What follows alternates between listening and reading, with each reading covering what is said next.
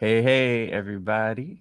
Those who are tuning in real time and those who might be witnessing this in the aftermath in a recorded form. Welcome to What's the Big Idea on this day, December 17th, 2020. I'm glad to be alive. Glad to be here with y'all. My beard is looking like a tentacled sea creature these days, but I'm just letting it be.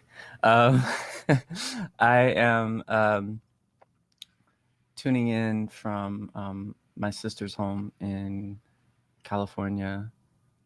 Made a bit of a arduous, hopefully as COVID ethical as possible, peeing in a jug while I drove across the country trip to be here and quarantined. Uh, and now I'm with my family, so I'm grateful and just aware of the privilege of that. And I'm also aware of the privilege of this beautiful view that I have looking on to this gorgeous mountain range. I don't know the name of this mountain range. I need to learn it. And listening to all of these birds fly around in my sister's backyard. So I'm outside, and that feels really nice to do this show with some fresh air and a cool breeze and the sun poking out behind the clouds from time to time.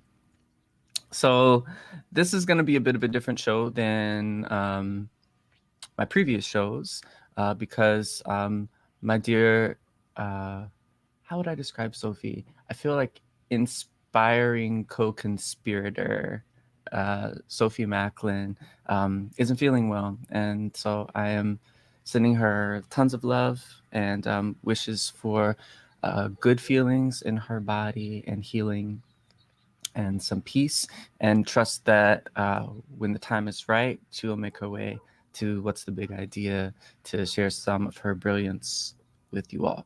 So I've decided to remix things a little bit, and we're gonna go into some new little portals for the show today. But here's what I'm thinking. I'm gonna do some of the things that I would normally do, like have my pleasure practice with y'all and do some venting. Of course, we need to get the purging out. But once we bring in the dreamscape spot, I want to also reflect a little bit on just some of the things I've been hearing and some of the through lines that are emerging, I feel, in the conversations I've had to date with Sharon Bridgeforth, with Elizabeth Mendez Berry, and with Ebony Noel Golden. As we look to next year, as we look to transitions and transformations, also wanting to integrate what's happening, because this has been such a big year for all of us, I believe. I can imagine. And I also am going to bring a special guest who's lovingly and I think glitteringly, I don't know if that's an adverb, decided to come through, my dear one, Laurel Butler, to round out our time with Q&A. I asked some friends and loved ones for questions they'd like to hear me muse about. I asked on the gram, as well as just shooting some text messages to folks. So we've got some really beautiful questions about visioning and dreaming that I'm going to tee up for Laurel and I to ponder together. And for those of you who may be watching live, I also encourage you, once we get to that segment, if you're feeling so moved, feel free to type a question in the chat, and we'll see if we get to it. And there may well be some singing that Laurel and I do in between Q&A responses. That is what I'm thinking for the show today. And I'm excited. All right, so pleasure-wise, I'm wearing one of my favorite articles of clothing today, which is a pink onesie. It has not just 2, but 4 pockets and a hood, which is going to kind of make my hair do strange things. But when I was a kid, I really loved onesies. And apparently they weren't making adult onesies at that time, because those of us who grew up with the onesies as toddlers and young people apparently hadn't reached an age where we were demanding that the marketplace provide us with nostalgia in this form. So at the age of 10, I had outgrown all of my onesies, and my mother, I think she said that she had to like get my godmother to like find a onesie that would fit me at the age of 10, and had to like go to some Toys R Us or like Kids R Us type store to find one. So I waited until my mid 30s to finally get an adult onesie, but I did it, and it's pink and quite warm and fuzzy, and I love it. So that's my pleasure practice, as well as this beautiful mug from which I'm drinking coffee. And I have this gorgeous view of the mountains, and that's part of the pleasure today as well. I hope that you are doing something, whoever you are, wherever you are, however you are. I hope the how involves something that feels good to you, and even if it's a little thing, like some fuzzy slippers or a really cute pair of shoes, or I don't know, your favorite pajamas or your favorite cup of coffee, that there's something pleasureful happening in your life, in your space, in your realm as you engage. All right. I'm going to do some venting, and I think that will segue into the reflections on the through lines thus far. I'm going to set my timer for 3 minutes because I can. And I'm here for now by myself. Same rules apply. No filter. Let's go. Okay. So it looks like Joe Biden is actually going to be the president of the United States, despite all of the mess that's happening for the Republican Party to obstruct that from happening. I am in a space with my family now where the news is on a lot. I don't try to watch the news very often. And just this rhetoric around saving our democracy, or we've saved our democracy, or like, I just can't. I can't do it. Every time somebody says that on the TV, I just shout, that is a fucking lie. It's a lie. It's not even real. Like, I just can't stand it. Never in the history of this country have those who intended to create a governmental structure actually wanted a democracy. It's never happened. No one has ever really wanted a democracy in the colonies or the United States. They wanted ways to maintain power in this settler colonial manifestation of ongoing imperialism. Like, that's what this is. This is not a democracy. It has never been a democracy. And even in the like semblance of democracy and the farce of democracy that we've had, it's always been about exclusion and getting more people across this line of ability to participate in said democracy.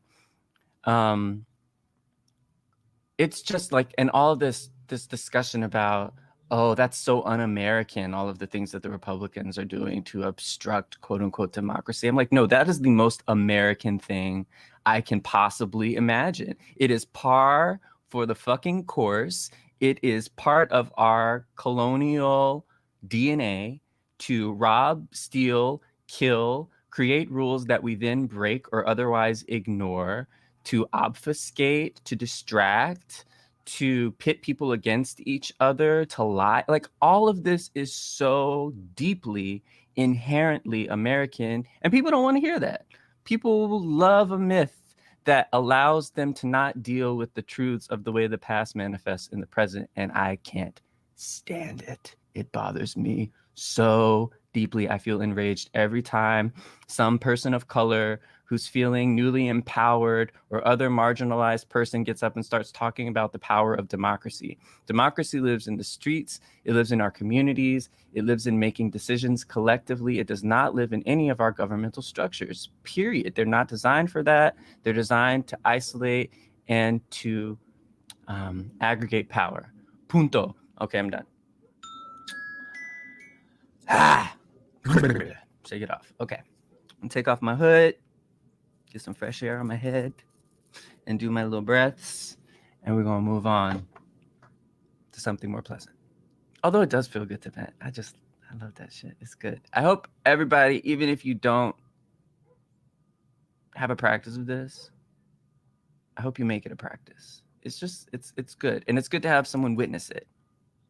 Not respond, just witness, just hold the space, and then you can do whatever you need to do with what's been shared. Okay, deep breaths.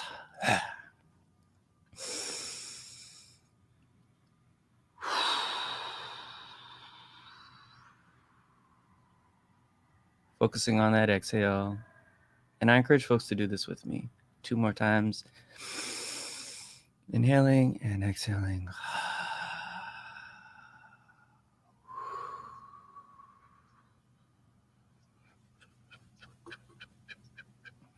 One last inhale. And release.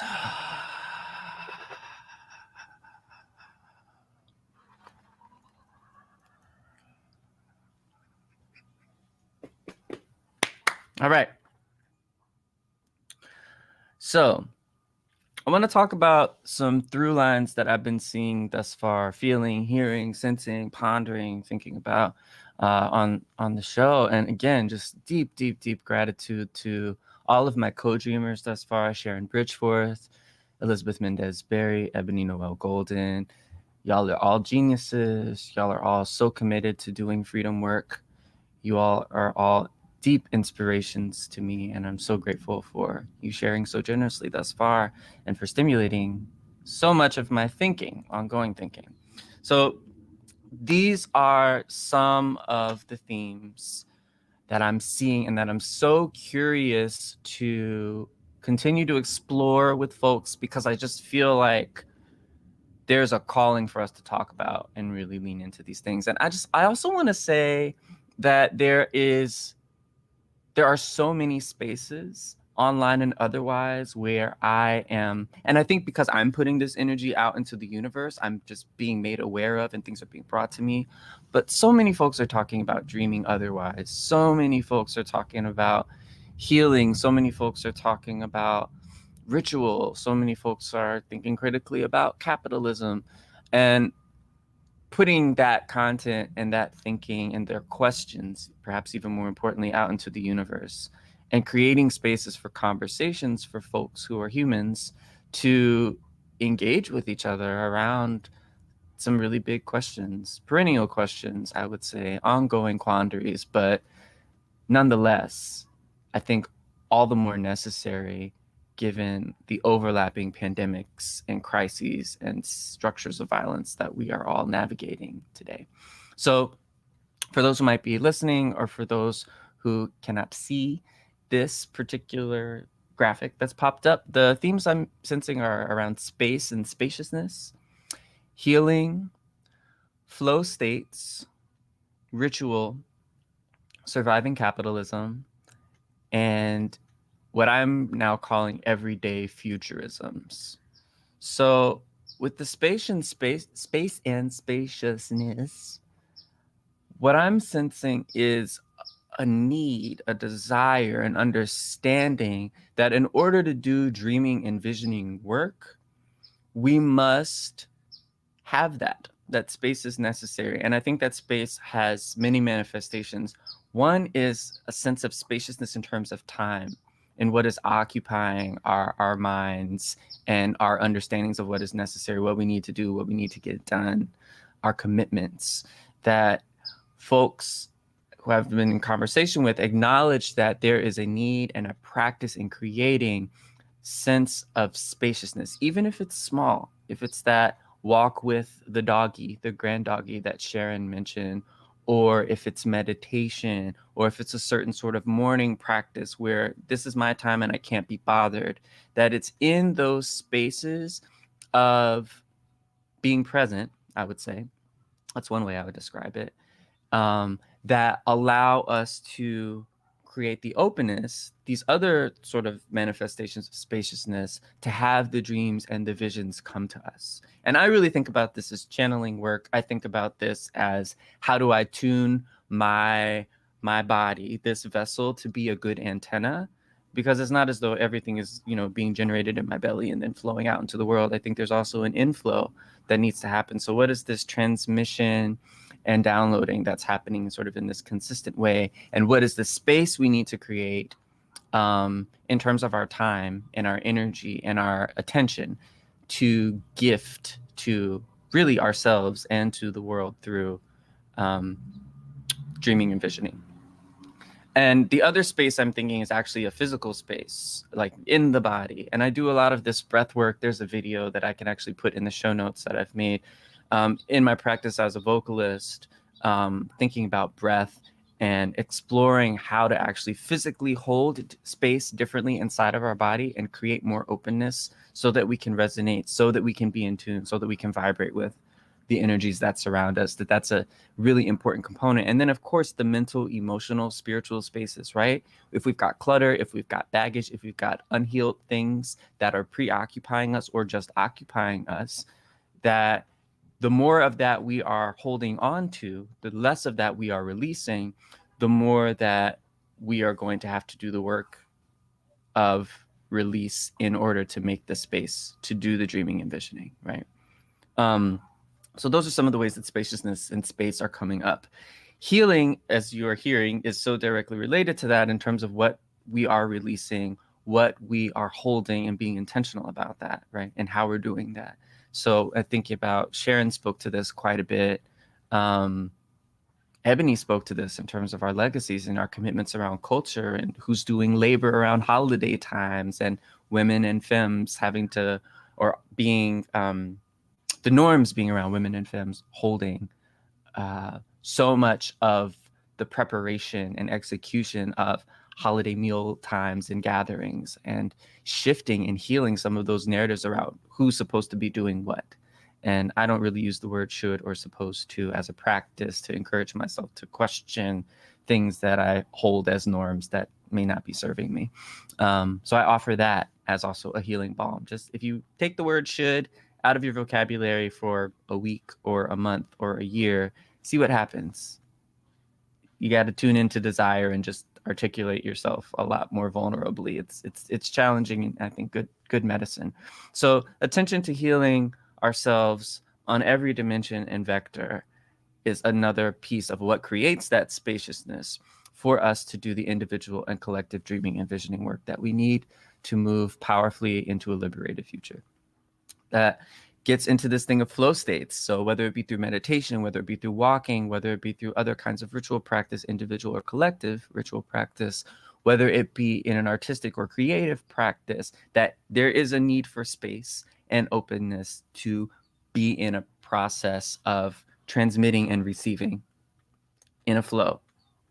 Be in the flow. That's where some of these messages, that's where some of this openness, that's where these discoveries of what we are holding on to, what we need to release might well happen in practice. So how do we create, again, attention toward what do I need in order to be in flow? Hey, Hannah, in the comments, black hearts and black love to you as well. That we need to practice ritual. And I think of ritual in a few ways. Let's see what's coming to mind today. But I think about practices that we return to regularly. I think about deep, intentional work of being present, and also of tuning into what is beyond ourselves.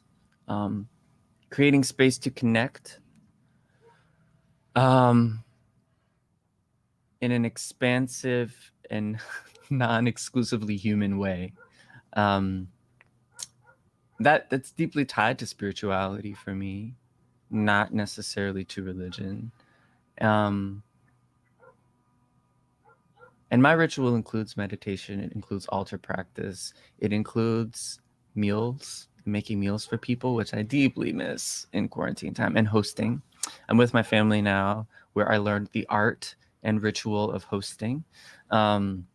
So I think there's an opportunity for all of us to continue to think about what are our everyday rituals and how do we create intentional ritual space ritual as in space that's returned to, ritual as in space that seeks to connect to what is beyond ourselves, and utilize those rituals to support, if not be actually the practice of visioning and dreaming on a regular basis. Surviving capitalism, I feel like that's just the real talk that people are peppering through. Like, this is all good, and I honor that we are all living in a system that seeks to extract from and destroy us and move on to the next thing it seeks to conquer and destroy. So when we are in the practice of visioning and dreaming, it's not to the it doesn't mean that we can't deal with or that we are denying the realities, the material realities of what is necessary to live in the systems that currently structure and govern our choices. That being said, I also believe in breaking rules. So structures and governance, I do believe in breaking them. And I also think that to default into, I'm just doing what I must to survive, to me feels like, one, not actually fully true, and two, not the way that we're going to get to where we need to go. And honoring, of course, as Ebony, I think, did so lovingly and clearly, like the ways in which we have positional power, the privileges that we carry, those of us who can work from home, right? Those of us who have financial security, those of us who aren't worried about how we're going to eat or about an abusive relationship in our household. I want to honor that that's spaciousness, right? And this gets into the everyday futurisms piece. I believe that my ancestors, for whom things were not so spacious, enslaved African ancestors, for example, had to practice visioning and dreaming, or I wouldn't be here, right?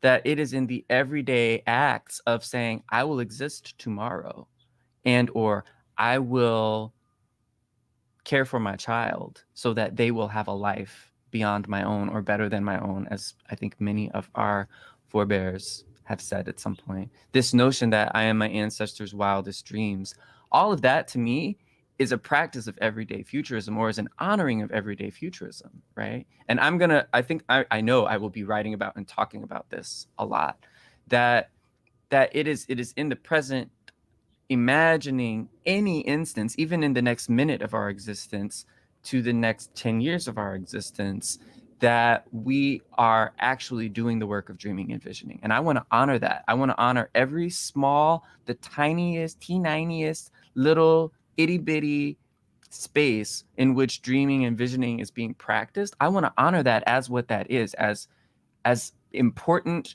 critical, potentially revolutionary actions. To just say, I will exist tomorrow, if you're a queer Black person, is a radical, revolutionary dreaming and visioning act. I am projecting myself into the future. I am already in the future, right? I think about Alexis Pauline Gumbs's Harriet Tubman and Combahee River Intensive. I'm butchering the name, but there's a segment of a module in Alexis and Shangodare's offering in which you're practicing the prophecy, present day prophecy. Alexis, I'm sorry, I'm totally messing up all the words. But the gist of it is, I am saying in the present, as Harriet Tubman said, my people are free before emancipation had happened. In the present moment, I am declaring the future state that I want to inhabit as being true, as being present, as not being far away, and the thing for which I will continue to strive until I die and never achieve. No, I'm declaring it now as true in the present, knowing that it is true. And so in the same way, I think I want to assert and encourage us to say, every small act of dreaming otherwise is a powerful success. And the more we do that, and the more we honor every way that every person does that in order to survive and beyond, That's part of how we're going to get free. I believe right now in this moment. I could change my mind, but that's how I'm feeling. So everyday futurisms for me is like a thing I want to continue to think and talk and be in process with folks about. That feels good to me. So I'm excited about the conversations that are to come in 2021. I have some amazing co-dreamers coming through, as I have in 2020. And yeah, yes, let's go. Let's go. So thank you for listening to me, Muse. I am going to bring in my beloved Laurel Butler for some more chopping it up. And I think Laurel is present and ready. So let's go ahead and bring her on in. Hello. Hi. Hello. Hey. I've already cried like 7 times. Oh no. I mean, oh yes. No, it's really good. Hey. Are you how's Echo feeling for you? Are you good? It's great. Yeah. The vibe is just right. Okay, cool. I got my little fancy mic. I want to make sure it's not picking up too much. So Laurel, I would love for you to Laurel's gonna we're doing everything a little bit, in flow.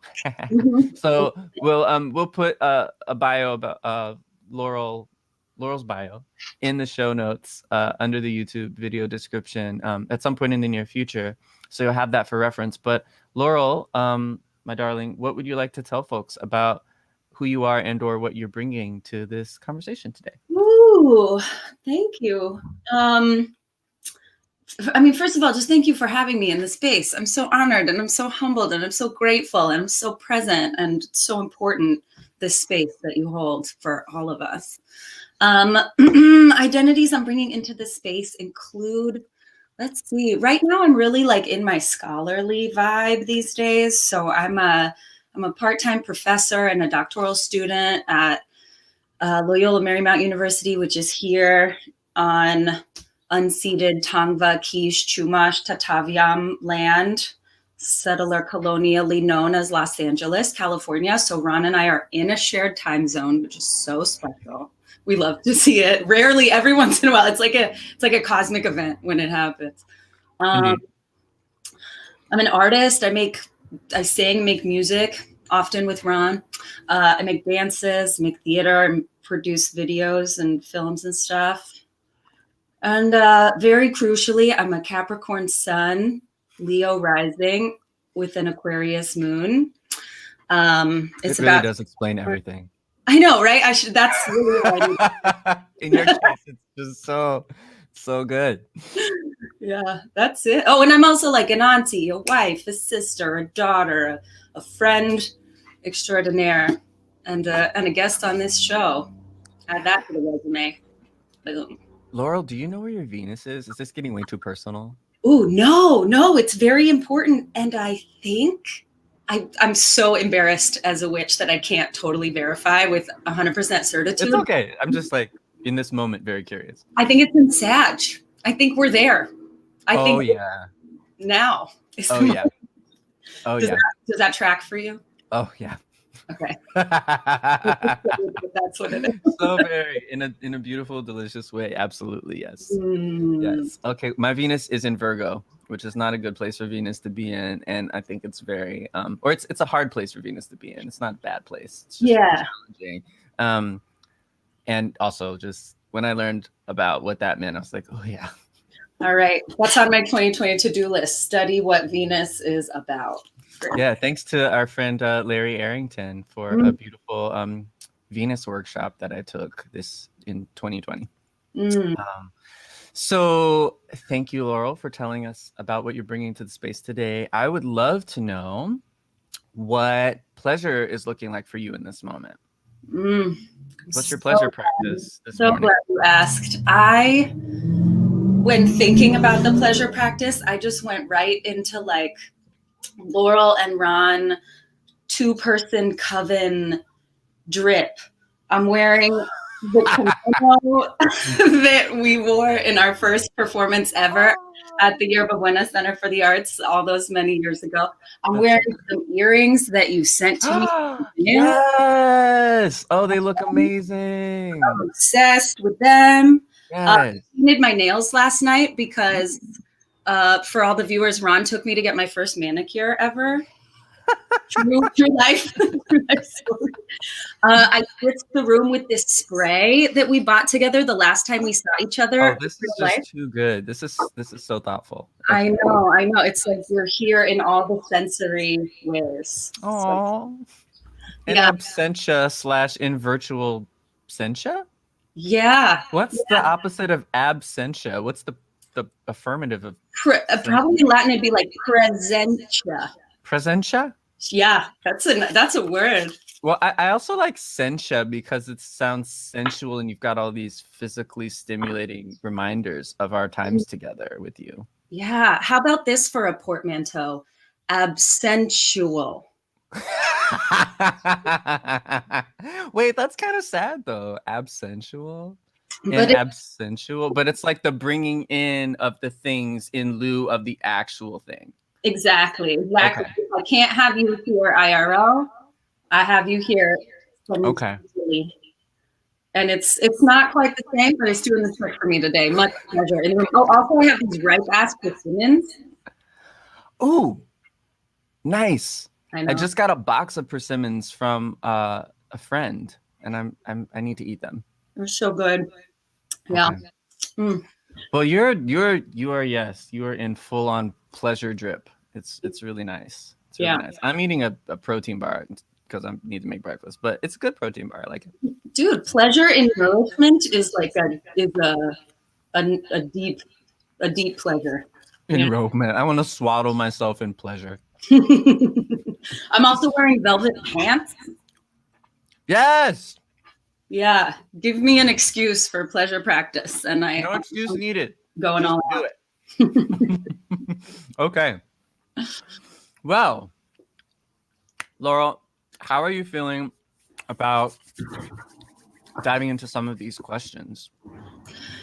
I feel really good about it. I feel, again, humbled, and will, bring my humble offering to the space of digital, intellectual, spiritual, mutual aid that is this space. But mostly I'm just excited to hear people's questions, because I feel like that's actually an everyday futurism of mine, is just asking new questions in perpetuity. Because when you ask a question, you posit that there's an inquiry there, and that helps you stay tethered to a, you know what I mean, to a trajectory. Come on, scholar mode.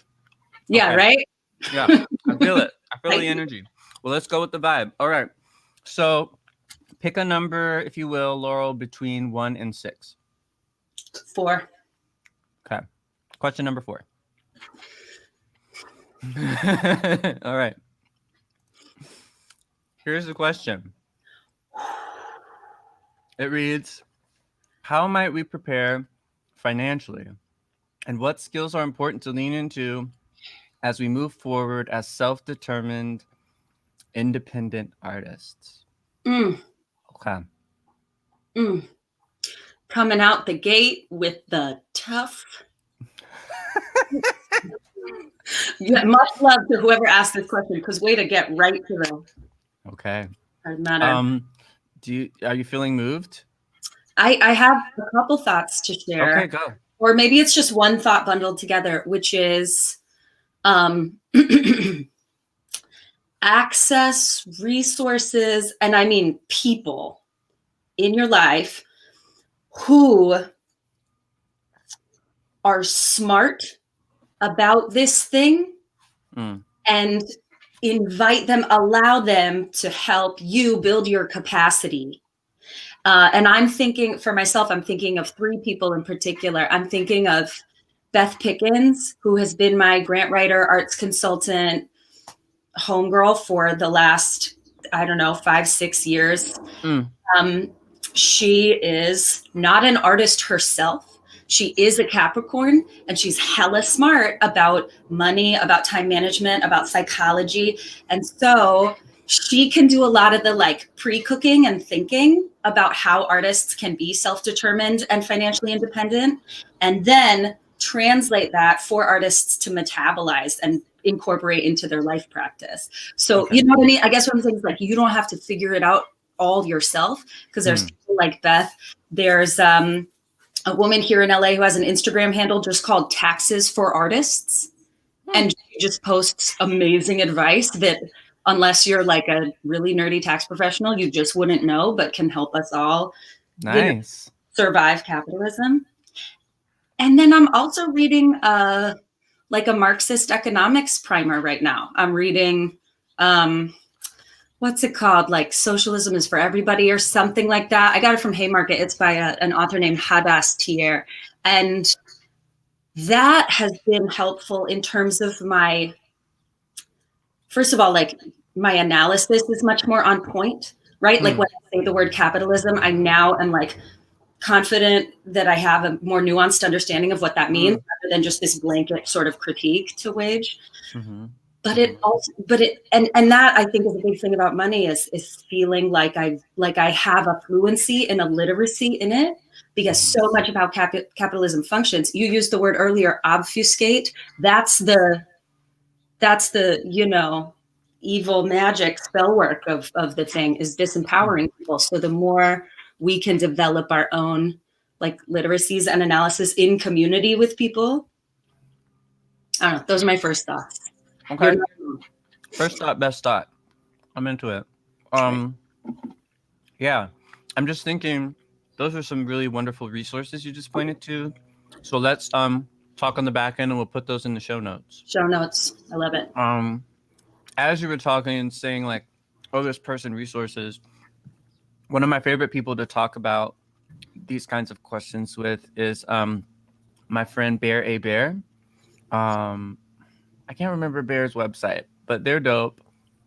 They're someone I would love to have on my show at some point. We've talked about it. They were actually one of the people who helped coach me through thinking through some of the questions around launching this show. So Bear has a module, an online course, and maybe some future real-time things around today is not my day with titles and quotations. That is what I'm aware. It's so hard. They have like a surviving capitalism course. Oh, it's gonna bug me so much. They've got such a lovely title for it. It will be in the show notes, but it's basically I don't want to go. I'm resisting the urge to like find it right now. But Bear does great work on helping people think about surviving capitalism, basically, as artists, as entrepreneurs, as business owners. So I really encourage people to check out their resources as well. They're just a wonderful, brilliant thinker and sort of like assimilator of information from many different spheres into very usable, actionable content. It's one of the reasons, among many, that I love them as much as I do. So one of the things that came up to me as I read this question aloud was independent. Yeah. And I thought, I think interdependence is actually the way. And I think about the lessons of this year for me as a person who, for a long time, I think based on my experiences growing up, felt like I needed to be as independent as possible to be safe. I needed to be as self-reliant as I could to ensure my safety. Yep. And learning to shift those patterns over time has been a big challenge. But it has been in interdependence that I have felt the most cared for, the most powerful, the most self-determined, and the most free. Yeah.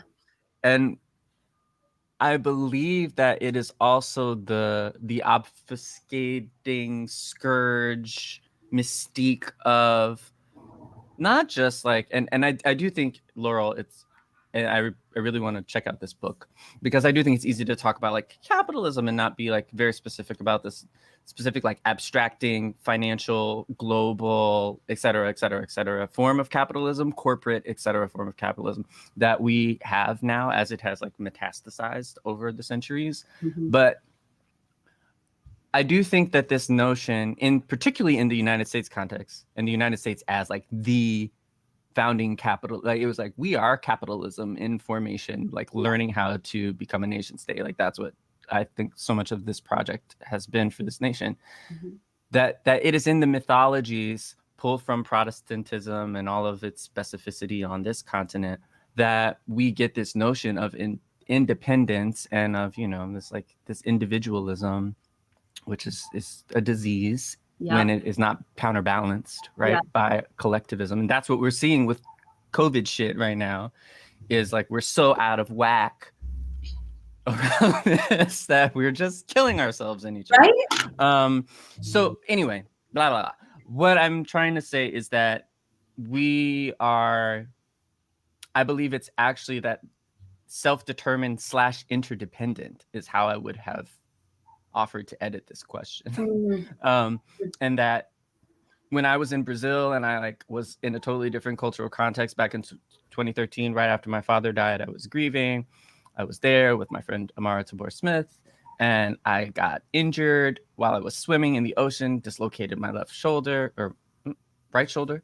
And so I was like injured in a country where I don't speak the language and don't have a lot of cultural understanding, looking like a target, walking around, and just in a lot of pain and miserable. And it was the first time in my life that I'd really experienced not having any agency. I felt like I had no agency at all. I couldn't even wipe my ass, much less like I could. It just took so much work. I didn't have anyone wiping my ass for me, but it was almost to that level. I was just full on incapacitated. And it was in that space that I actually learned the meaning of grace. Yes. Right? It was in that space that I actually learned the meaning of and the beauty of being cared for. Yeah. It was in that space that I really got to release some of that independent stuff that wasn't serving me. And that wasn't being balanced with an ability to ask for what I needed and especially to accept it. And so, I mean, it was like some low shit state that allowed me to see the beauty and the necessity of someone who you don't know coming to your door at the little spot you're staying on the hill in the favela, basically, and bringing you arnica oil because they heard through the grapevine that you had hurt your shoulder, and they also wanted to give you a hug because they heard that your father had died recently. Yeah. Like, what? I was like, where am I? Right. Who are you? Coming with your cute little baby and bringing me joy and arnica oil and a blessing for my grieving time. Yeah. So I think that is a specific instance of a larger worldview and way of being in community that we have to have if we're going to be able to survive as artists. Because we're not going to be financially sound without selling our stuff in this capitalist market for this time being. Like, I think that financial skills are necessary. I'm a big fan of living beneath one's means, and saving money and being able to say no to things that you don't want to do if that's in your realm of possibility, because you're not dependent on every opportunity to finance your livelihood. Like, I do believe there are some skills in that realm for sure. And I actually really love to talk to people about this because I think it's important. And I also don't think it's ultimate, nor is it actually the solution that we need to, as artists, have self-determined lives. Yeah. I think it's a survival mechanism for capitalism. Yes. It's not actually the thing that we want. It's not the thing that I want. Let me be clear about that. It's not the thing that I want, nor do I think it's actually sustainable. I think what we have to do is have survival strategies in the interim as we are divesting, literally and figuratively, from all of the programming that we've had and the necessity of this. So yeah, I mean, I'm on some like grow your own food shit and or like have community food sources. And I think COVID has presented us with some real relatively new for those of us in this US experience in particular, understandings of what it means to not have access to what we think we have, and that these systems don't work. I mean, that was a long answer. Shit. Listen, don't ever stop. Don't ever stop. That's the sermon that we all need. You know that I'm on the grow your own food shit all the time. But and you're doing it. Right. Yeah. And it has changed me profoundly, particularly in terms of that idea of interdependent. I mean, can I like nerd out on a couple little strands that came up as you were talking? Like, can we just let this thing fractalize? I mean, First of all, there was, when you were talking about the person coming to your door with arnica oil and an embrace that summer, and I remember we weren't as close then as we were now, but I remember that summer being so pivotal in terms of your understanding of so many things. And we can come back to that, but you were surprised. Like, that's how your face read through the screen to me. You were like, what is this? Someone caring about another person in the community in that they don't know, material terms. And that's what's crazy. The act itself is not crazy. What's crazy is that we perceive that as some sort of anomaly, some sort of astonishing gesture, when actually it should just be the norm. It should just be woven into the fabric of everyday futurisms, right? And I think that is also something that I've witnessed during COVID in our neighborhood in particular, with a lot of safe protocols and social distancing. Ewan is baking bread for the gentleman down the street who gives us loquat fruits in exchange, or we give a bag of vegetables from our garden to the dude down the street who then trades us some Mexican beers. And there's just a beautiful, very like low key, right? Like, it doesn't have like some big infrastructure. We don't have like a mutual aid for our neighborhood website. It's just people caring for other people. You know what I mean?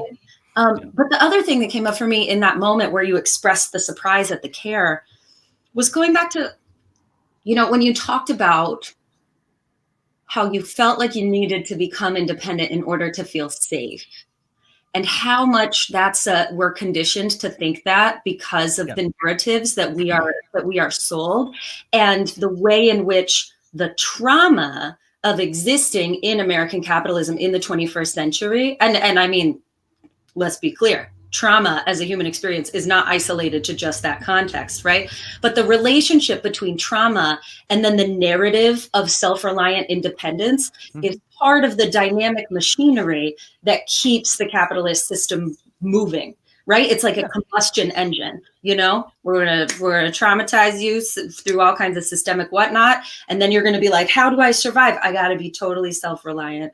And I think it's important to name that so that we can like zoom out of it and sort of like see it as part of our analysis. And I feel like the idea of interdependence as antidote. I had my version of your summer in Brazil was in It was winter. Winter. It was actually summer in Brazil, but it was winter in the US.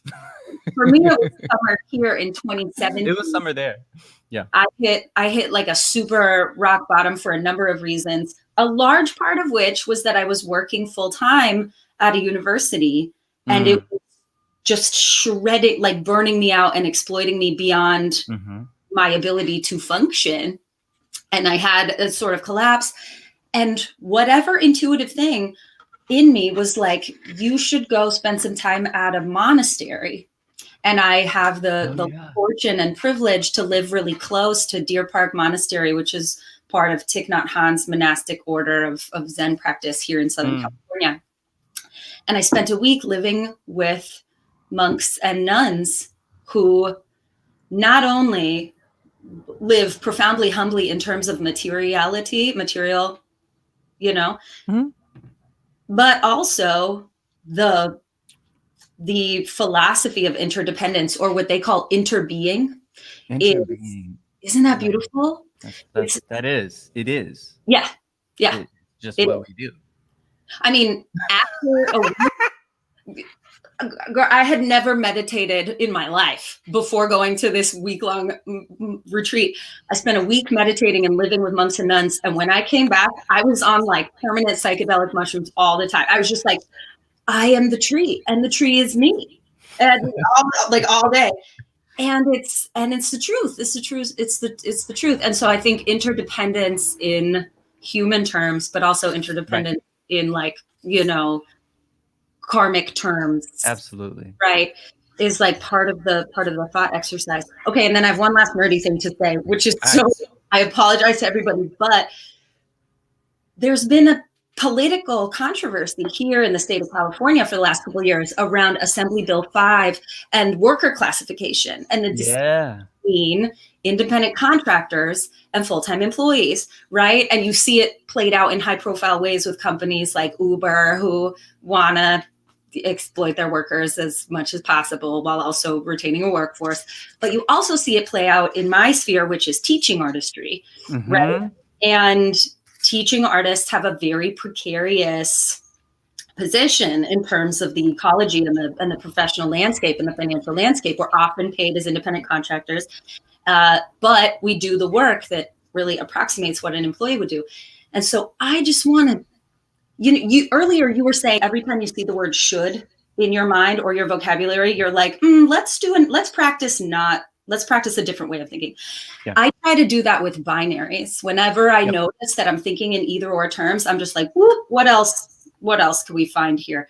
And I think that's the case with this employee classification thing, right? Like I have made a really intentional decision since burning out at said university. I have only worked as a part-time consultant, contractor, independent, and I'm extremely privileged to be able to do that. And it has felt so liberating to have my own agency over what work I take and don't take, what work I do and don't do, when I pay my taxes. And still, independent contracting is precarious as it comes. So how could we imagine a third way? And that's not like our, project, but also I think it's important to not default to those binaries all the time. You know what I mean? It's been important for me to be like, maybe this two-party system of employee classification is conditioning our ways of thinking about our labor in ways that aren't really serving us. Well, so, I want to get to another question. Do it. I'm just like, ooh, the flow. I think everything's connected. So I think what I'm hearing you say and thinking about, like how are we existing in this system, right? It works for some workers, it doesn't work for others. Like you can exploit this thing, and let's not just think in binaries. This is good, this is bad. Yeah. It may not always be the right way, or a useful way, or a generative way, or like a whatever way to move through inquiry and or to shift and change things that aren't working. But I think about this interbeing that you just mentioned, and I think that's how things just work in terms of like these systems, right? Like, yes, and we are living in capitalism or this peculiar form of capitalism as we try to dismantle it. And we do that as we try to build things that are better than this and are more harmonious and honor our interbeing with all things. And so as I was hearing you talk about, like, maybe this is true for some workers, AB5. Is it AB5? Yeah. Maybe it's really needed scrutiny for some workers, and maybe in other cases it's a little bit more complicated, and maybe it's all just very complicated, and maybe people are exploiting that complexity for their own Yeah. So I'm thinking, like, if we like interbeing, intersysteming, inter experimenting, inter surviving, we are both anding as we seek to create things and conditions that are materially better. That we honor the fact that we are also doing other things while we do that. That we are both anding our way through life always. And it's a question of the frame and the vision and the lens that we're taking on a thing that allows us to see it in its complexity or not, or to reduce it to a binary. Mm-hmm. So I think inter as prefix is a really useful one, Mm-hmm. as trans is now in many ways as well. Yeah. Like, we are thinking about transformation. We are thinking about and embracing the complexity of fluidity, transition, mutability of gender, among many other things. Yes. Right. And so, yes, I mean, I think what we need, and I think this gets to the visioning and dreaming possibility place, is like, I think that's another thing that can go on that summary graphic that I had up, right? It's actually like moving beyond binaries in general, of Totally. being inter, Uh-huh. in honoring the inter in all that we do. Yes. Yeah, we're both ending our way through life is a sentence that you just said some moments ago, and I just wanted to send that back to you. Just a You little. know, I would be talking to don't ever really know. That's why I record these things now. This is actually part of why I made this show, is so that I can have a reference for what I say out loud when I'm just talking shit. Right. I gotta have an archive. Okay, here's my proposal since we're flowing. What's your time like? Do you need to go hard stop at the hour? I'm chill today. Okay. Yeah. Here, I think we do rapid fire questions. Okay. Where we don't get to wax as nearly as lengthily or poetically as we have been. Mm-hmm. And then we sing before we go. Into it. Okay. So, so when I say we rapid fire our way through questions, I think here's my proposal. You pick a number between 1 through 6 that doesn't include 4, because we've already done that one. We go. You get to go first, since you're the co-dreamer of the hour, and you get to respond. I'm not going to time it, but the goal is to respond in a minute. Okay. And then I will get to respond to your response and or to my own thinking in a minute, and we're going to like rapid fire these questions, and maybe they'll be ones that we return back to. I'm leaning forward in my chair. Let's go. Okay. Speed round. Okay. Mountain goat, Capricorn energy. Always. Okay. Number through 1 through 6, not 4. 2. We're just in the same zone. Here we go. What does a future with an economy that is rooted in abundance and not lack look like? That should be a question mark. Forgive me. What does it look like for us all to have funding for a lifetime to live our lives as artists? Okay. Yes. Your minute-ish begins now. Boom. Okay. Interdependence. All right, that's my answer, Ron. I'm just kidding. I mean, that is the truth. That is the truth. And I really think that part of that, maybe one of the hardest parts of that is a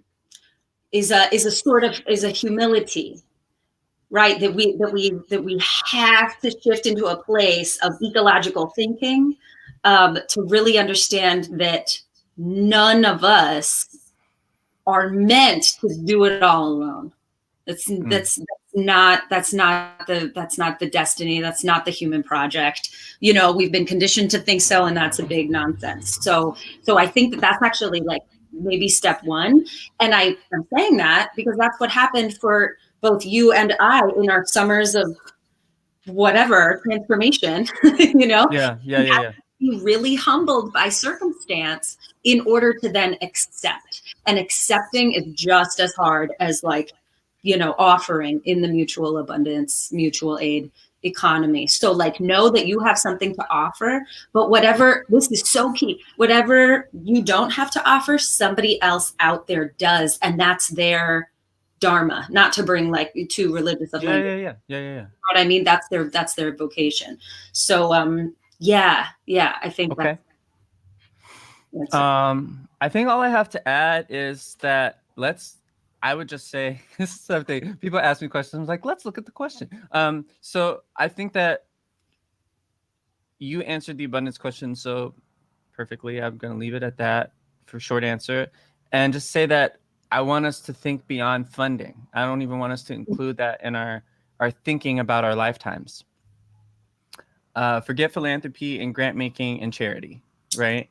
Like, no more of that. Again, that's a survival strategy for a very particular form of capitalism in which we live. No, I don't even want that to exist. So when I think about lifetimes, I'm thinking about what are the conditions that I need to do my work as an artist? What do I need? And some of that might be money because of the system in which we live, but that's not fully what it's about, right? There are other things. Maybe you need time. Maybe you need the best of your energy not going to things that you don't actually care about, i.e., wage labor that is exploiting you. Yeah. Maybe you need a safe place to live. Maybe you need the ability to have mornings to yourselves. Whatever that looks like, I think it begins with that understanding of what do I need in order to make the work that I want to make. Have that list and then start to think about how do I create the conditions to make these things true. And some of that might look like funding because that's what's available in the present, but I don't think it's limited to that. I think we start with the goal, the vision, and the purpose of your work as an artist, and we move from there into creating an architecture for your life that allows you to say yes, and an architecture that can change over time as your yes is transformed. Okay. Abolish the philanthropic industrial complex. I used to work in it. I can't even be like some saint up here, but you know, I do have an understanding that it's not the business. I think it's number 5. 5? Yeah, that's what I'm feeling.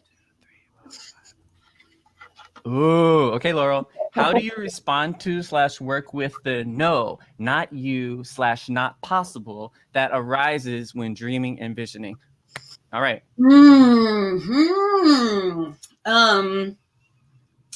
I think that there's a nuanced terrain between calling someone in and cutting someone out. And I've been thinking about this a lot lately. And I think we have to dig into our somatic intelligence in these moments, that when there's a human energy in my life that is, for whatever reason, vibrating on that frequency of no, not you, not possible, I have to really tap in to my energetic body to know where my capacity is at and where their capacity is at for potential transformation or onboarding, right?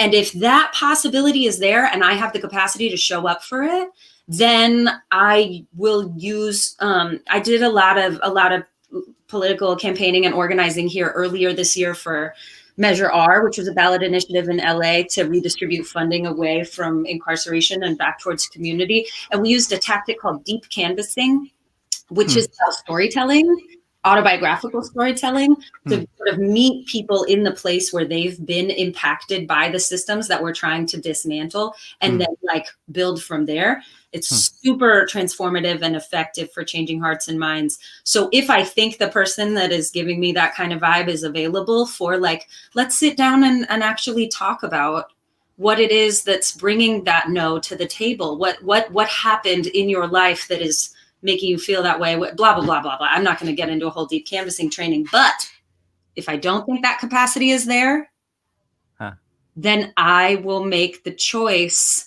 to prune that relationship from my garden and honor it and put it in my, like, you know, personal social compost.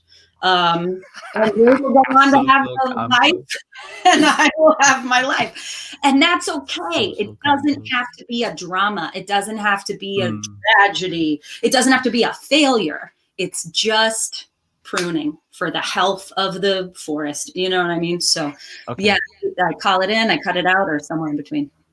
Okay. Calling in, I think that we're at kind of like the 2-minute mark. So let's keep our answers more succinct as we go to the next questions. I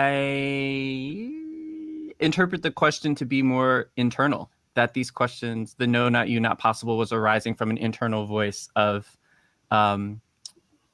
censorship and or questioning. So that's interesting. I hadn't thought about it with regard to other people saying that. So I'm going to answer from the perspective of that being a voice in my head that is telling me that I can't do the thing that I'm dreaming and visioning, or that it doesn't make sense for me to dream and vision. Some things that help me around that are to actually ground in my purpose. I'm very clear on what my purpose for being in this life is about, that it is about co-creating structures for creative and liberatory exploration with other people, and to practice what we want.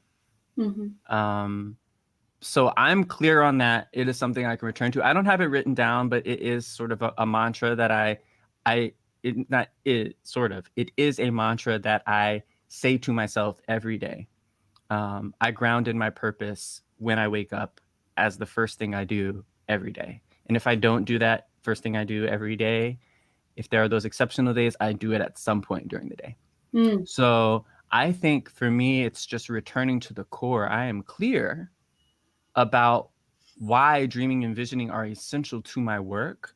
So when those voices come up, I can remember and ground in what I understand my purpose to be. That is timeless. It is beyond time. It is beyond my doubts. It's actually beyond me. It's not about me. And that helps me keep moving. All right. That was like at least a minute and 30 seconds. Okay. We're going to move more quickly. All right. No, another number. This will be the last one. Number 1. Let's go back to I'm so glad you picked number 1. That was the one. Also, there's no time scarcity. I mean, maybe our viewers have time scarcity and need to move on with their days. It's more like it's more I do want the show to be like somewhat digestible. I know. And I do want to get to singing. And I do believe there is not scarcity of time ever to do these things, and we can do them later. So that's what exactly. If we don't get to all the questions, just call me later. Exactly. All right, boo. There you go. Do you want to go first? You're chewing, or do you want me to go? You go if you have a strong. Yeah, go for it. Okay, I do. This was my favorite question that I got, and I'm sorry, don't usually use favorites, but fuck it. This was my favorite question. The relationship between grief and visioning is all about the spaciousness. Yeah. It is about the healing. It's about that refrain. It's about the flow of those through lines that I named at the beginning of the show. Grief to me is about release, and it is also about love. It's about love. And having grieved deeply, I am aware of how much grieving, like deep grieving, released that wasn't even about the specific situation I was grieving. It was this rending, this opening when my father passed in particular, that allowed all kinds of other things to flow out that needed release, and that also made me aware of where things could not flow, where I was calcified and some things I needed to release were hardened and not movable. And it has been the work of realizing what would be required to break up all of that built up, unreleased emotion, particularly from my socialization as a man and a masculine person in this society, that that I had to do so much work. So if we believe that spaciousness, flow states, and healing are necessary for visioning and dreaming to practice, then grieving is a very important portal to get us to future states of more expansive possibility for visioning and dreaming. So I think these are deeply entwined in the realms of release, spaciousness, healing, and flow. And ritual. Yeah. We need more communal and collective ritual spaces that allow us to do the messy, unpredictable, chaotic, undoing work of grieving. Yeah. And especially after this wild year of immense tragedy and loss on every possible level for most people in this world, that the level of grief people are feeling is immense. And if we just rush into whatever it is as people get vaccinated and don't tend to this, we are going to undo ourselves in some way, because it's not an option. Not grieving is not an option. You will get sick and you will die. Period. Period. So do it. We got to find a way. We got to make those spaces. Those of us who know, those of us who care, those of us who want to, have to deeply tend to our own and our communities, our loved ones' grief. Yeah. We have to. It will kill us. It will actually kill us. It will kill us. And I want to live. I'm very clear about that. I would like to live my life, my purpose. I'm not done yet. Yeah. Yeah. No, you're living. Thank you for situating us in this moment. Like for viewers in the future, the COVID vaccine just became available like yesterday. And so Thank you, Laurel. very much on the mind, thinking about there is like a tiny pinhole light at the end of this grief tunnel. And so as we start to orient ourselves towards that and move towards that, how can we be intentional, you know, rather than just developing the classic American amnesia and being like, oh, back to normal, you know, get out of here. Yeah. How can we actually integrate the things we've been learning? So, okay. 1 minute answer. I would say my first answer is metabolics, which is kind of like what you were saying, or like that dynamic cycle, right? And even what I said earlier about the composting, you know what I mean? It's like you have to grieve in order to make not just the spaciousness, but the fertile ground for the blossoming of the vision. And I really love being a Capricorn for that reason, because my birthday is in the heart of winter. And I feel like I just go at that time into the alchemist's crucible, you know, the laboratory, like the cave. And that's where that sort of transformation happens. I also think that part of the violence of white supremacy has been, and this is part of an enormously large and multifaceted violent apparatus, is denial. And grieving is about the truth.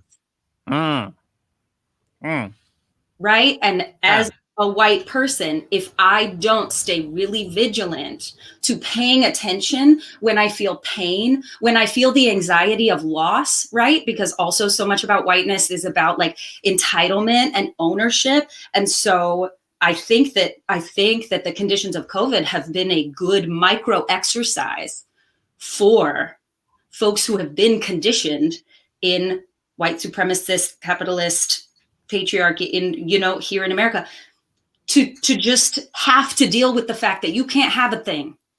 You can't go to the movies today, right? That this little shit is one of those everyday practices to move towards the larger thing that we need to do, which is just understand on a cellular level that just because we could, like, that we don't have to own everything, anything. And that is, I think, significant. I think it's significant.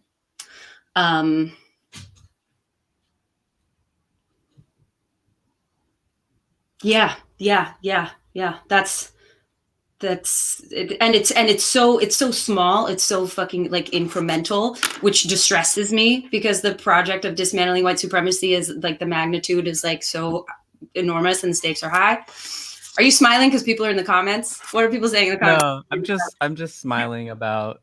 I'm smiling.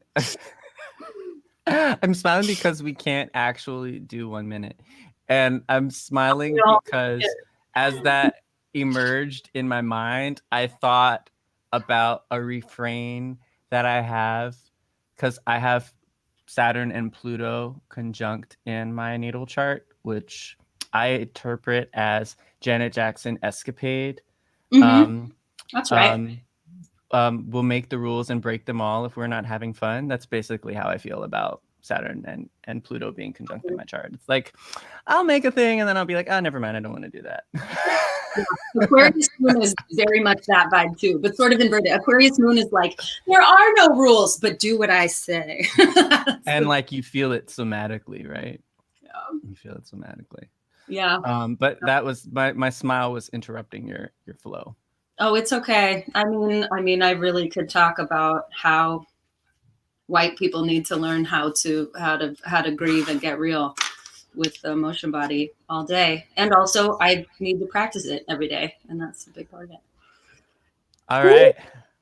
Okay. Let's do a big breath together and an exhale, because we've been minding our way through this time, which has been luxurious and delicious. So let's just do one breath and just inhale some gratitude and exhale whatever needs to be released. All right.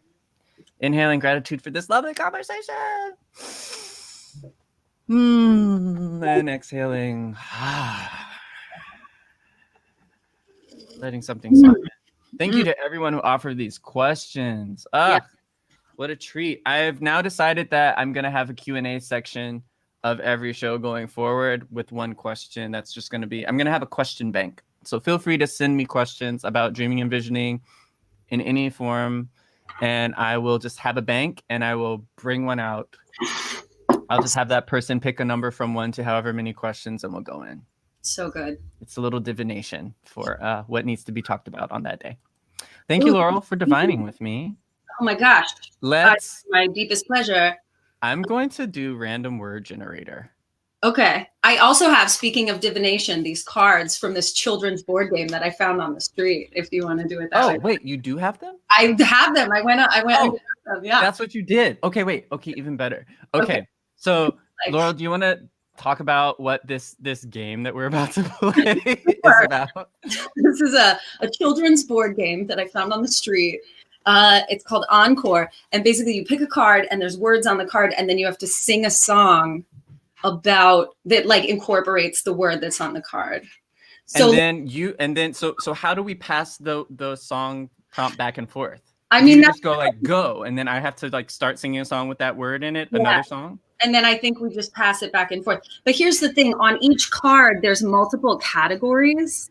You see what I mean? So we pick one card and then we get to pick one.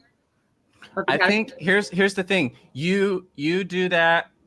So they're like primary and secondary colors. Yeah. Is that what I was seeing? Oh, I'll pick a card and you pick a color? And I'll pick a color. Okay, great. But you have to sing first. Oh, geez. Okay. You're the guest. Here's our divination spread. We're spreading it out. I'm so excited. Oh, this one just rose right to the top. Okay. Wow. Here we go. So, all right, pick a color. Listen, we've got purple, green, red, pink, blue, and yellow.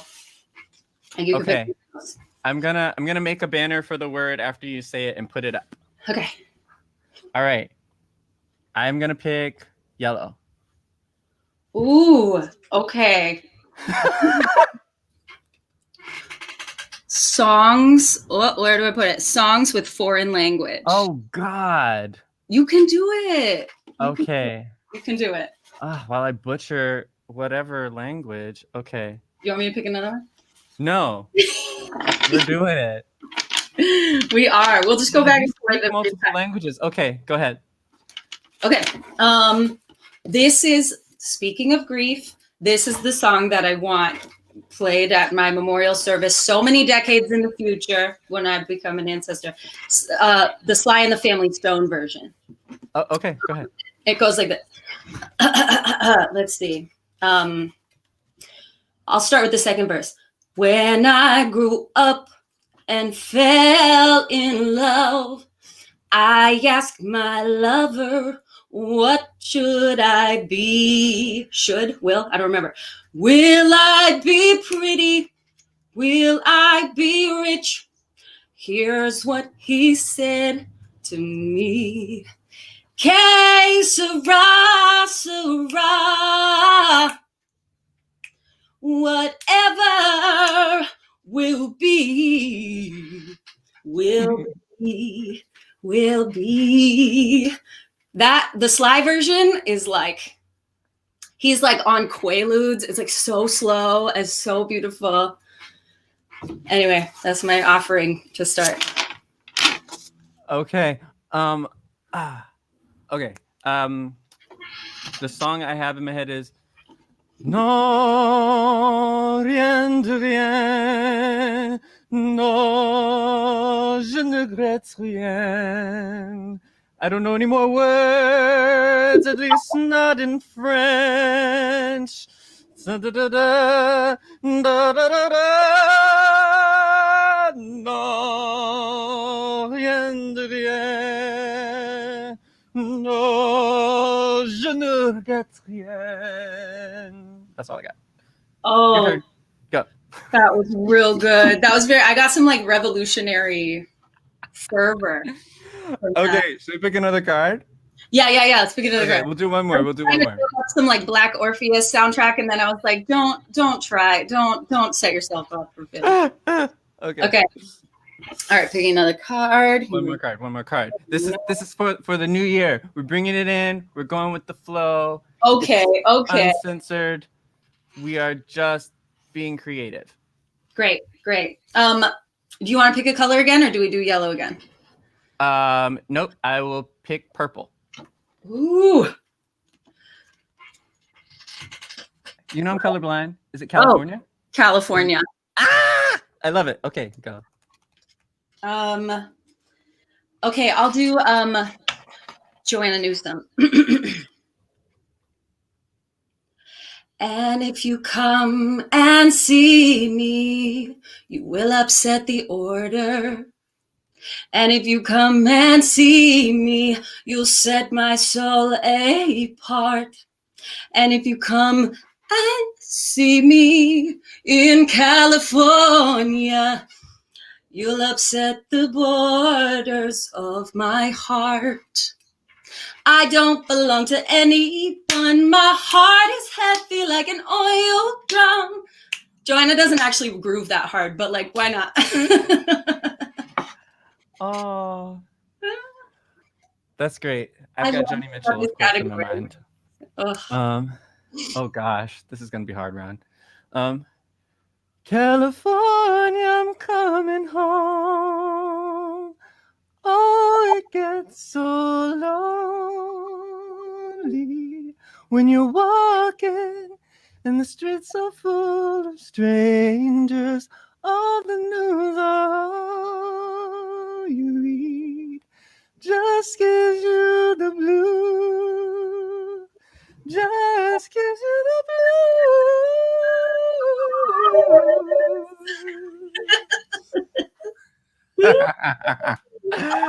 Oh, that was so on point. What a beautiful, see, y'all, everyday ritual, everyday divination, everyday futurism. Yes. And everyday interdependence with your loved ones, with your beloveds. I'm so profoundly grateful for you in my life. Thank you for having me in this space today.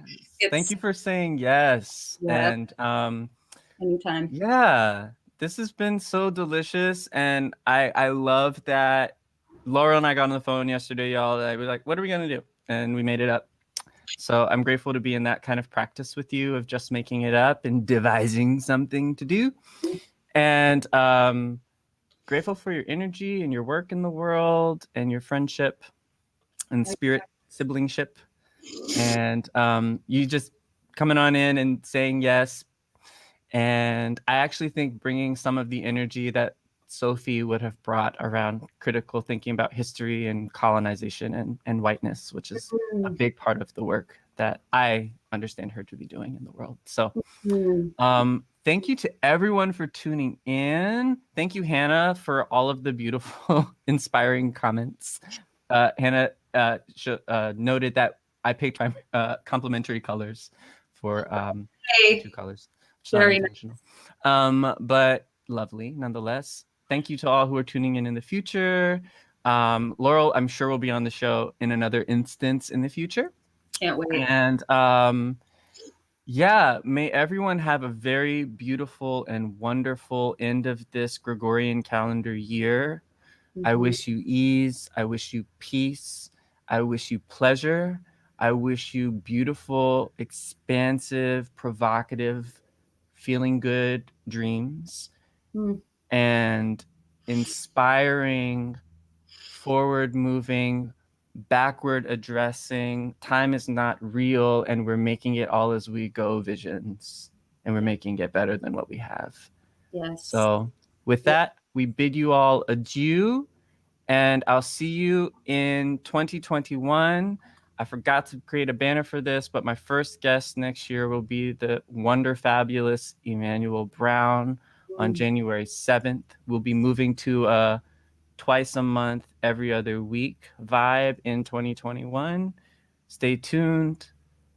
Stay good to yourselves. Talk to you later. Thanks, everyone.